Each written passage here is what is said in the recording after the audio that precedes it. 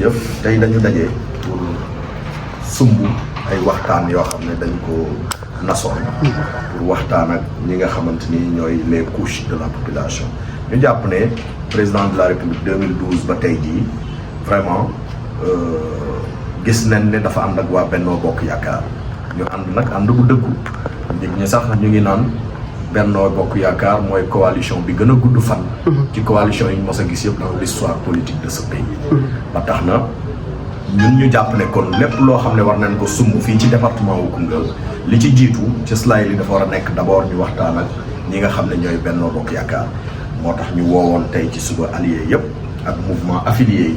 sumboon ay penco ci penco yi nag bi ñu waxtaanee ba daaneel li ñu tënkandoor ñun ñëpp mooy ñu ànd jàppalante mun a dem ci élection yi dans l'unité mu nekk nag occasion boo xam ne aussi jàpp naa ne tey dañ ma ko may pour ma mun a wax responsable APR yi nga xam ne ñoo nekk ci biir département wu Koungheul parce que jafe-jafe bi du kenn APR kese la ñun responsable APR yi rek ñooy nekk ci ay xiiroo ngaa yooyu ñàkk fayda yoo xam ne yóbbuwuñu fenn ma leen di woo nag ne leen ne fii ñu toll tey soxlawuñu loolu ne ñu delloo si seen xel te xam ne jubluwaay bi benn la mooy fi président de la république joxoñ kon nag nit ki bu dee gëm nga président ñun ñu woote ndaje moo xam ne jàpp nañ ne tey képp kuy responsable da nga war a ñëw dugal ci sa loxo kon dañ leen di tàllal loxo ne leen ñëw ñu ànd ñu jàppalante parce que nag mbooloo mooy doole te ci kaw bennoo ci la ñuy mën a am ndam di ñu bëgg mun nañoo gagné élection yi mais du yomb mais nag suñu àndee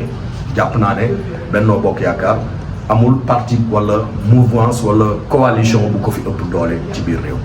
ba tax na maa ngi leen di woo pour que ñu ñëw ñu ànd jàppalante dimbalante ngir que ndam li fii ci biir département Koungheul nekk ndam loo xam ne kenn ko naatable. ok pare nga ci rencontre bi avec les alliés yéen ban méthode nga ma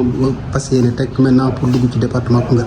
waaw ay waxtaan yu bëri la ñu fas yéene sum ci biir département bi tey waxtaan bi jiitu moo doon coalition Benno Bokk Yaakaar waxtaan nañ ba déggoo nañ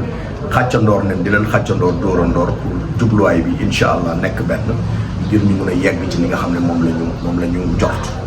beneen bi nag mooy dañu fas yéene fan yu néew normalement week-end prochain war nañ dajale képp kuy kilifa diine ci biir département wu Koungheul yëgal la aussi suñu mbébét xamal la ne la kat ñun benn candidat la ñu am mooy le président Amadou Ba moom la président joxoñ te ñun président la ñu gëm donc kim ñu joxoñal kooku rek la ñuy topp donc fas nañ yéene waxtaan ak ñoom yeggee leen loolu sàkku ci ñoom ñaan ginnaaw ñun dañu nekk ay nitu l'islam ay jullit lañu donc lépp lu ñuy duglu ne rek dañ ciy jàpp ne parce que liñ ciy wéyee mooy jàpp nañ ne tey jullit ngànnaayam mooy ñaan donc ñu sàkku ci ñoom ñu ñaanal ñu dabal suñu projet boobu yàlla mun ko antul mais aussi sàkku ci ñoom gunge parce que ñëpp xam nañ ne tey fii ñu nekk ci département wu Koungheul tund wi yëpp dafa am ñoo xam ne ci ko tënku ñoo xam ne dañu tënku ci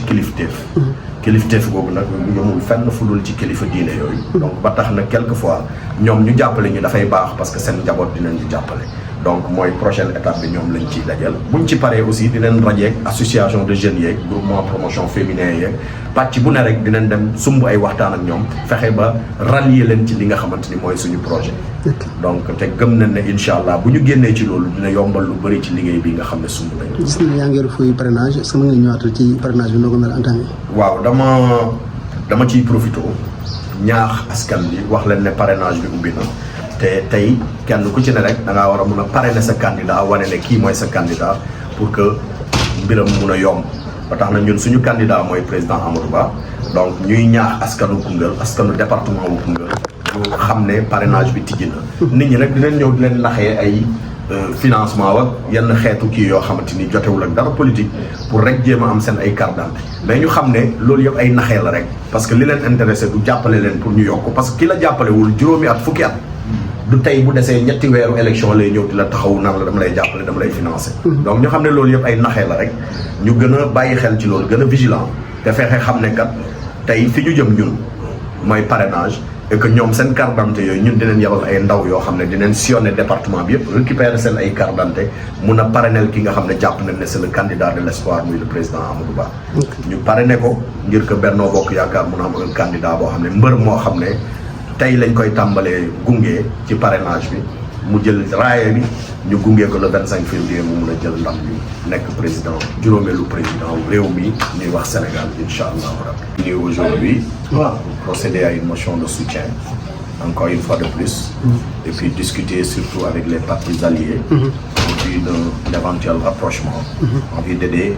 le candidat du président de la République, M. Amadou Ba, à accéder à la magistrature suprême.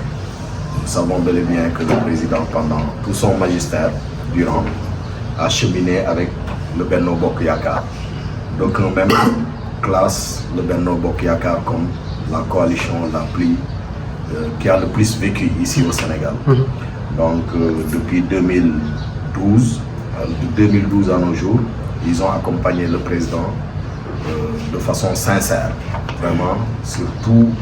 les initiatives du président de la République. Le Benno Bokk Yakaar a été là. Donc nous trouvons naturel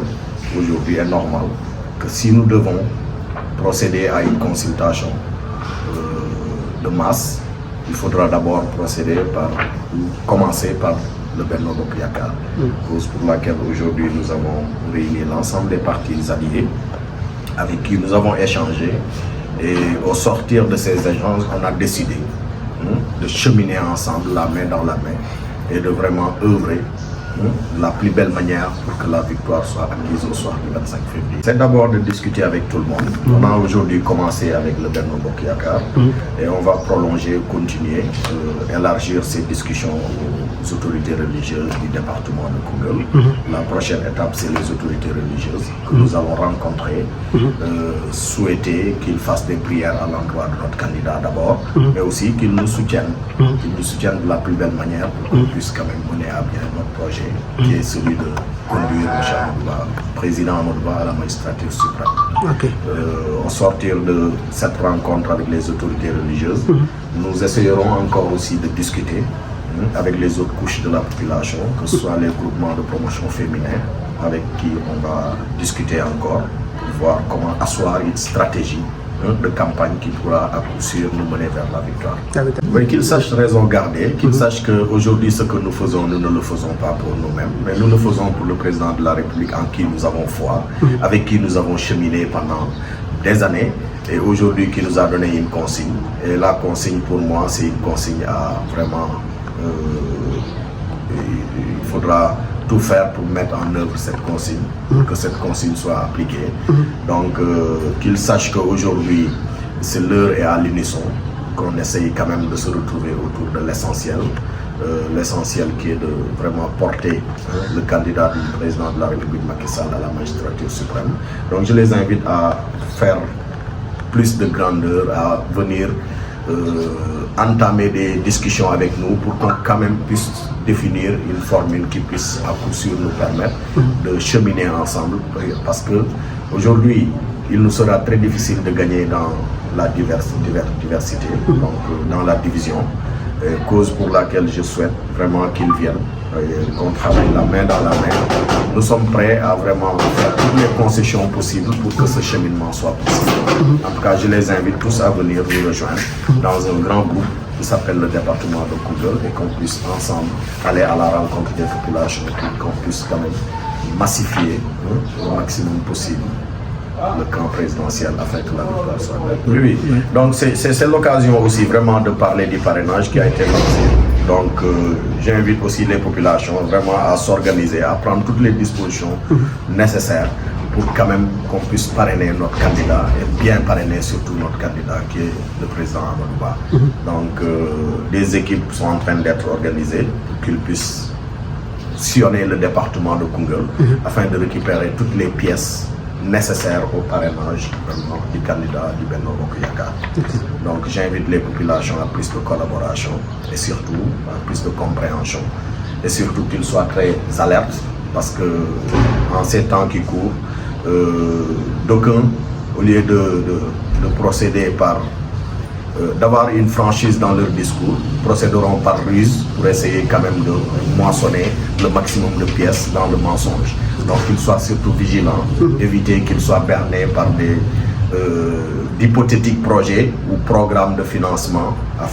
qui n'ont de but ou d'objectif que de récupérer les pièces de ces derniers. Merci bien.